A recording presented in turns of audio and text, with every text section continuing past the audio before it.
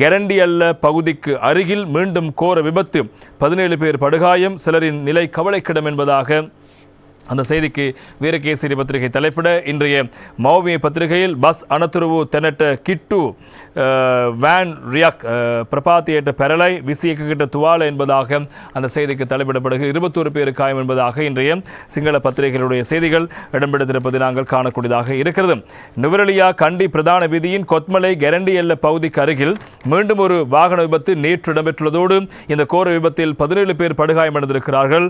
கொத்மலை ரம்பொடை பகுதியில் ஏற்கனவே பஸ் விபத்து சம்பவித்த இடத்துக்கு அருகாமையில் சுற்றுலா சென்ற வேன் ஒன்று விபத்துக்குள்ளானதில் 17 பேர் காயமடைந்த நிலையில் வைத்தியசாலையில் அனுமதிக்கப்பட்டிருக்கின்றார்கள்.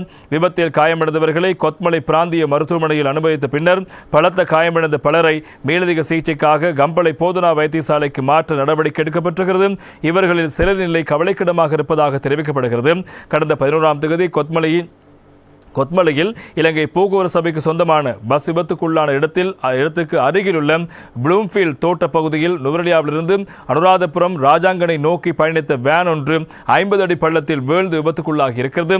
இதனையடுத்து விபத்தில் காயமடைந்தவர்கள் கொத்மலை பிரதேச வைத்தியசாலையில் அனுமதிக்கப்பட்டிருப்பதாக கொத்மலை போலீசார் தெரிவிக்கிறார்கள்.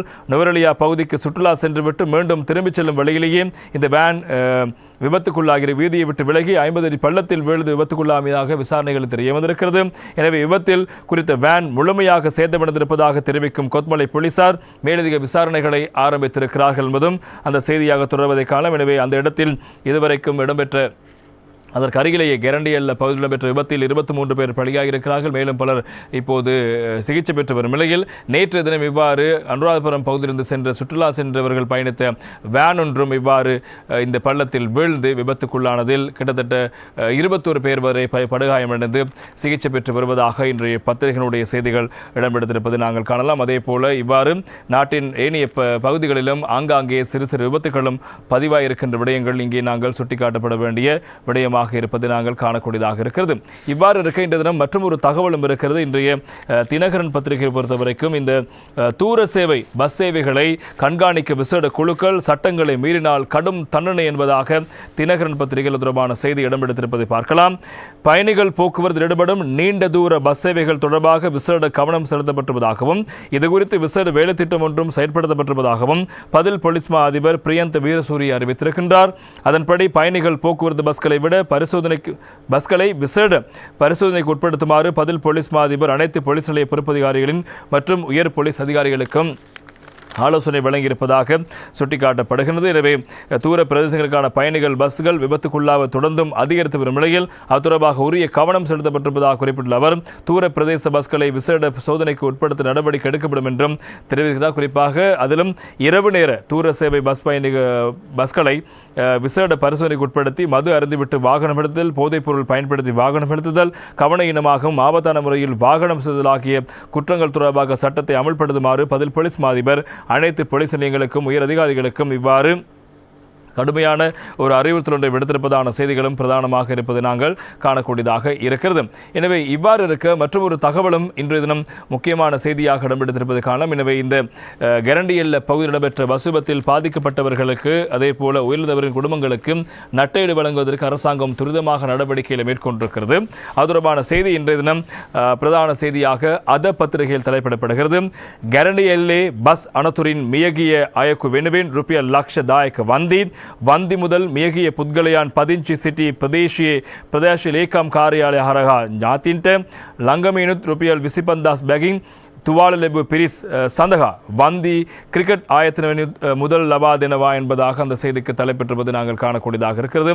எனவே இலங்கை போக்குவரத்து சபைக்கு சொந்தமான பஸ் ஒன்று விபத்துக்குள்ளான அடுத்து 23 பேர் பலியாக இருக்கிறார்கள். நேற்று தினம் வரைக்கும் 23 பேர் பலி, 40 பேர் தொடர்ந்தும் வைத்தியசாலையில் சிகிச்சை பெற்று வருகிறார்கள்.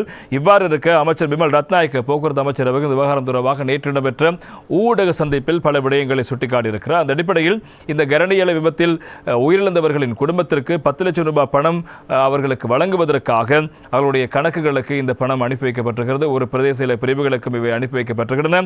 எனவே துரிதமாக இந்த நடவடிக்கை கிட்டத்தட்ட விபத்து இடம்பெற்று கடந்த காலங்களில் எல்லாம் பல மாதங்கள் பல வருடங்களுக்கு பிறகுதான் அந்த பணம் அவர்களை சென்றடையும். ஆனால் உடனடியாக செயற்பட்டு இந்த பணம் அவர்களுக்கு வழங்கப்பட்டிருப்பதான செய்தி முக்கியமாக இருப்பதற்காக வழங்குவதற்காக பிரதேச செயலகத்துக்கு பணம் வழங்கப்பட்டிருக்கிறது. அதே போல இந்த விபத்தில் பாதிப்படைந்த காயமடைந்தவர்களுக்கு 25,000 ரூபாய் வீதம் இலங்கை போக்குவரத்து சபை அதற்கான ஒரு காப்பீட்டுத் தொகையை வழங்கும். அது மாத்திரமில்லாமல் ஸ்ரீலங்கா கிரிக்கெட் நிறுவனமும் இவர்களுக்கு ஒரு காப்பீட்டுத் தொகையாக அல்லது உதவித் தொகையாக ஒரு தொகை பணத்தை வழங்கப் போகிறது.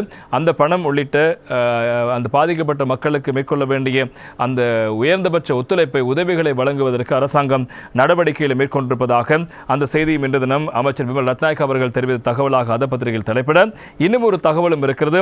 கரண்டியல்லே பெரலுணு பசைய தாவணியேற்ற பெற நிசிலெச பரீட்சாக்கர திபெனவா ரியதுரு மத்மென் பாணியன் தொர மனா சௌக்கிய தத்வயன் பசு வசர பாலவக்க பலப்புருத்து அதி அயக் லங்கம் நியோஜ்ய சாமான் அதிகாரி HR சந்திரசேன என்பதாக இன்று தினம் அத பத்திரிகையில் மற்றும் ஒரு தகவலும் இடம்பெடுத்திருப்பது நாங்கள் காணலாம். எனவே கரண்டியல்ல பகுதியில் இந்த விபத்துக்குள்ளான அதாவது 2 விபத்துக்குள்ளான பஸ் பயணத்துக்கு முன்பதாக அந்த பஸ் சரியான முறையில் சோதனைக்கு உட்படுத்தப்பட்டிருக்கிறது. அதன் போது எவ்விதமான இயந்திர கோளாறும் அந்த பஸ்ஸில் இருந்திருக்கவில்லை என்பதாக இலங்கை போக்குவரத்து சபையினுடைய பிரதி பொது முகாமையாளர் HR சந்திரசேன அவர்கள் தெரிவிக்கிறார். அதே போல இந்த பஸ்ஸின் சாரதி மதுபானம் அருந்தவில்லை என்பதும் உறுதிப்படுத்தப்படுகிறது. எனவே 15 வருடங்கள் இந்த சாரதி தொழிலில் அனுபவமிக்க ஒரு சாரதி தான் இந்த பஸ்ஸை செலுத்தி இருக்கிறார் என்பதாகவும் இப்போது இலங்கை போக்குவரத்து சபையினுடைய பிரதி பொது முகாமையாளர் தெரிவித்திருக்கிறார். இருப்பினும் இப்போது இந்த விவகாரம் தொடர்பாக அரசாங்கம் பல குழுக்களை அமைத்து அது தொடர்பான விசாரணைகளை மேற்கொண்டு வருகிறது. கள ஆய்வு,